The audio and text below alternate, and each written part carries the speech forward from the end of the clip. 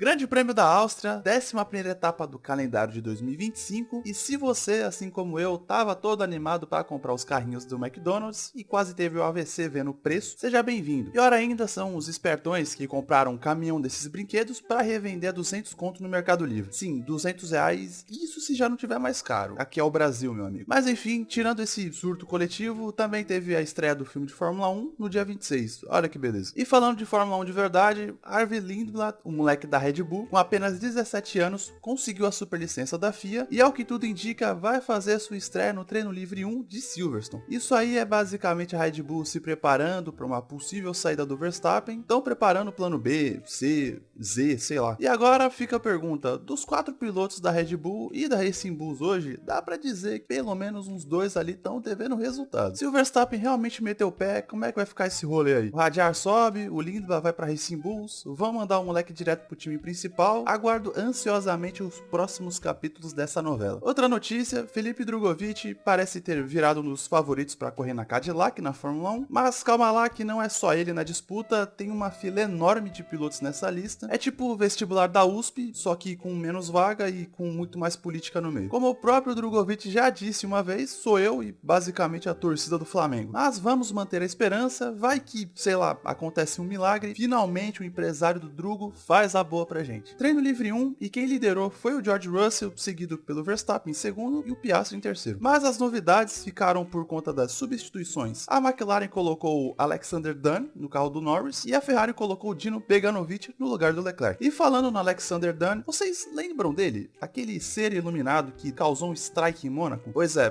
cara, isso aí parece um servidor online. O Dunn é aquele típico caso, o que ele tem de doido, ele tem de rápido. E quando o piloto é assim, você só tem 2 destinos possíveis. Ou você vira o Verstappen, ou você vira o Maldonado. Fora isso, o treino foi padrão F1 atual, meia dúzia fritando o pneu, outro tanto passando reto em alguma curva aleatória, e o Alonso rodando ali na última curva, só pra dizer que fez algo diferente. Ah, e destaque, Bortoleto mandou bem e terminou em sexto, e o Dan, aprendiz do caos, ficou em quarto. Treino Livre 2, mais uma sessão recheada de absolutamente nada. Norris ficou de fora do primeiro treino, mas nesse daqui terminou em primeiro. Piastri segundo, Verstappen em terceiro, e é isso. Foi basicamente um desfile esse treino. Mas já que não tem muito o que comentar, vamos dar aquele destaque merecido por Bortoleto, que mais uma vez ficou no top 10. Não deixando a gente sonhar, mano. Treino Livre 3, melhor tempo novamente pro Lando Norris, em segundo de novo o Piastri, em terceiro, adivinha? Verstappen. O top 3 foi basicamente um Ctrl-C, Ctrl-V do Treino Livre 2. Bortoleto mais uma vez no top 10, todos os treinos o Bortoleto ficou na parte de cima da tabela. O garoto tá chegando, porra, tá chegando. Verstappen rodou sozinho na última curva, Radiar também foi lá e rodou igual. Teve piloto indo na área de escape, teve piloto trazendo a brita pra dentro da pista. O que realmente importa pra gente, como verdadeiros brasileiros torcedores de Fórmula 1, foi o desempenho do Bortola. E andando bem desse jeito, com muita esperança no coração, sendo carregado pelo poder da amizade, vamos pra classificação. No Q1, os eliminados foram Hülkenberg em último, que errou na última volta, e pelo ritmo que o Bortoleto teve durante todo o final de semana, é óbvio que o Hulk não tinha carro pra ficar em último nunca. Mas acontece. Na última volta, encarnou o Norris e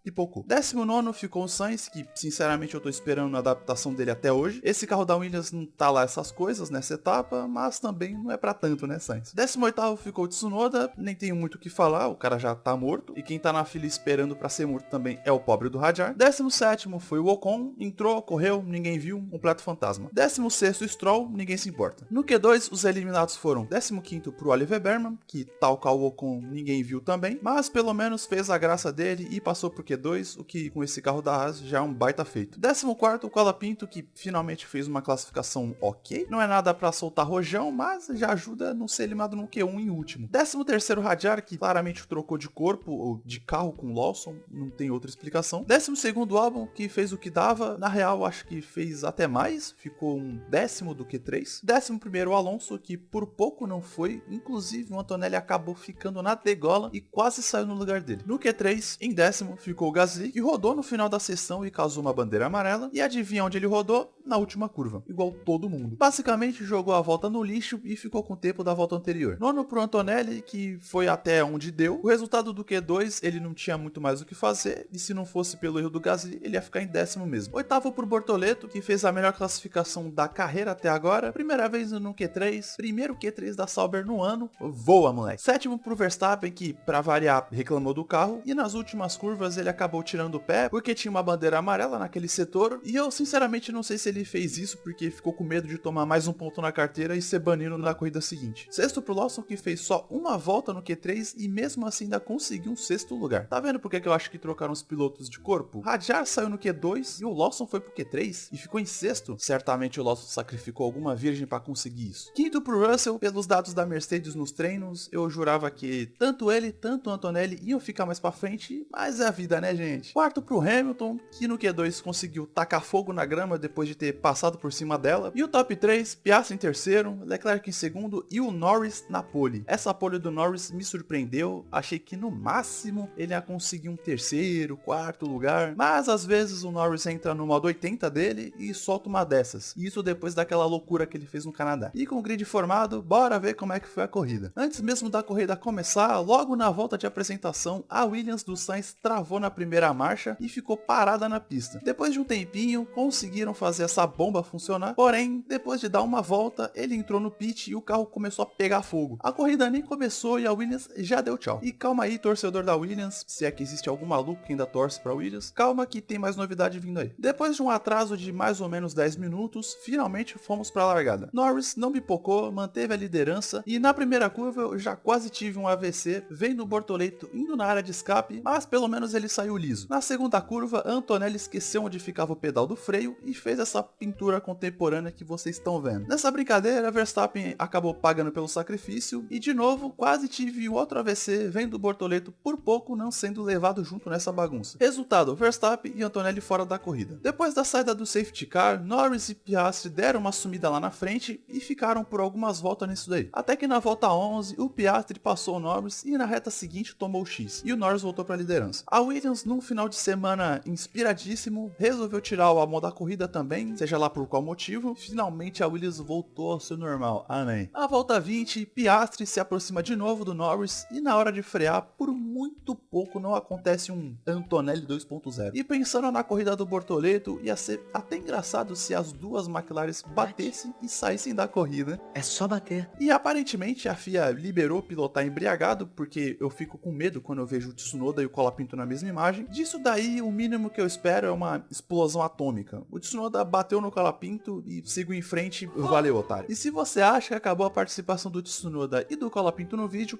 calma. Algumas voltas depois, lá estavam eles de novo, disputando gloriosamente a 15ª posição. Nesse rolê, o Piastri estava atrás dos dois e o Colapinto simplesmente foi jogando ele de ladinho até o coitado ir parar na grama. No final da corrida, depois do Bortoleto tirar 10 segundos do Alonso, ele chegou, fez ultrapassagem, mas o Alonso devolveu e se manteve em sétimo. Lembra daquela volta extra que os pilotos deram por causa da Williams do Sainz? Pois é, acabaram descontando uma volta da corrida e essa última volta fez falta no final. O Bortoleto poderia ter passado o Alonso. De qualquer forma, o Bortoleto finalmente pontuou na Fórmula 1. No pódio, Norris venceu, Piastri ficou em segundo e o Leclerc fechou em terceiro. O top 10 da corrida ficou assim e agora, padrão de sempre, vamos falar dos destaques. Obviamente, o Bortoleto foi o MVP dessa corrida, se bem que é um pouco discutível isso, já que o Lawson fez uma excelente corrida também, mas de qualquer forma, Bortoleto finalmente pontuou, não só pontuou, mas também fez um final de semana maravilhoso. Desde treino livre, classificação e até corrida, ele ficou na frente do Hülkenberg. Fora o Q3 na classificação, cara, muito bom, espero que corridas como essa fiquem cada vez mais frequentes. Não é um teste, pessoal, nós temos piloto. Hülkenberg largando de último, terminou em nono e de novo provando que o cara é foda. E claro, a Sauber, que de novo entregou um ótimo carro para ambos os pilotos e parece que as atualizações se encaixaram bem. Se a Audi acertar esse carro ano que vem, rapaz... Liam Lawson também fez uma boa corrida e também fez uma boa classificação, largou em sexto, terminou em sexto, padrão. Alonso, que fez uma estratégia de somente uma parada, terminou em sétimo, tomou uma pressão ali no final da corrida. É verdade, querendo ou não, deu sorte que a corrida ficou com uma volta a menos e também teve no final o Norris para atrapalhar a disputa dele com o Bortoleto. Mas de qualquer forma, acabou segurando essa sétima posição. Norris, que me impressionou bastante nesse final de semana, depois daquela batida no Canadá, eu achava que a mentalidade desse jovem já tinha ido de Vasco, porém foi exatamente o contrário. Fez a pole e segurou o Piastri quando foi pressionado. E isso aí é algo muito bom pro campeonato, porque ele se aproxima de novo. E agora falando dos que se destacaram, só que ao contrário. Antonelli teve seu momento garoto, que já era algo esperado,